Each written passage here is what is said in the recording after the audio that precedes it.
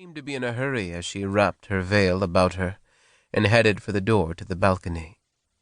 Opening it, she entered the closed cage formed by the wooden latticework and stood there, turning her face right and left while she peeked out through the tiny round openings of the latticework panels that protected her from being seen from the street.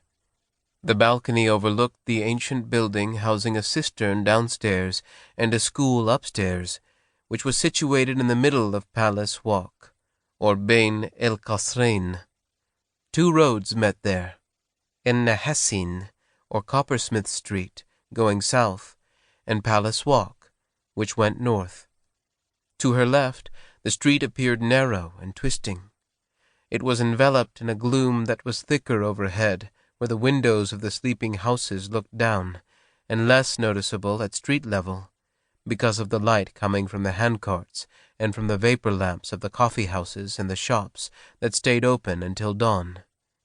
To her right, the street was engulfed in darkness. There were no coffee houses in that direction, only large stores, which closed early.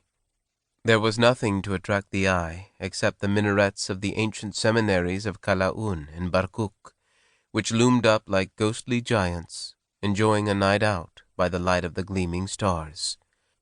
It was a view that had grown on her over a quarter of a century. She never tired of it. Perhaps boredom was an irrelevant concept for a life as monotonous as hers.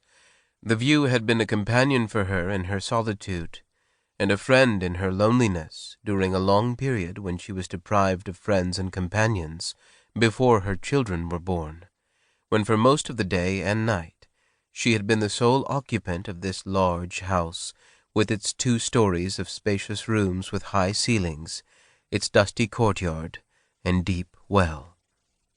She had married before she turned 14, and had soon found herself the mistress of the big house, following the deaths of her husband's parents.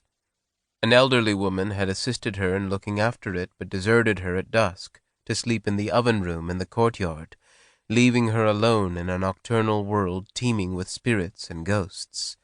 She would doze for an hour and lie awake the next, until her redoubtable husband returned from a long night out. To set her mind at rest, she had gotten into the habit of going from room to room, accompanied by her maid, who held the lamp for her, while she cast searching, frightened glances through the rooms, one after the other. She began with the first floor, and continued with the upper story, reciting the Quran surahs she knew, in order to ward off demons. She would conclude with her room, lock the door, and get into bed. But her recitations would continue until she fell asleep. She had been terrified of the night when she first lived in this house. She knew far more about the world of the jinn than that of mankind, and remained convinced that she was not alone in the big house.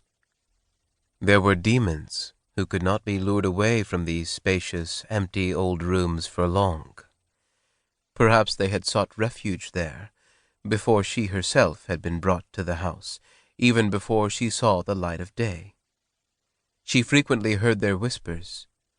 Time and again she was awakened by their warm breath.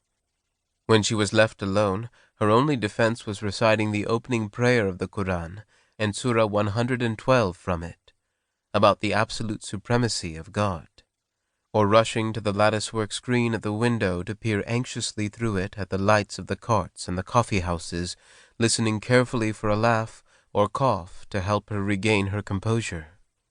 Then the children arrived, one after the other. In their early days in the world, though, they were tender sprouts, unable to dispel her fears or reassure her. On the contrary, her fears were multiplied by her troubled soul's concern for them, and her anxiety that they might be harmed. She would hold them tight, lavish affection on them, and surround them, whether awake or asleep, with a protective shield of Quran surahs, amulets, charms, and incantations. True peace of mind she would not achieve until her husband returned from his evening's entertainment.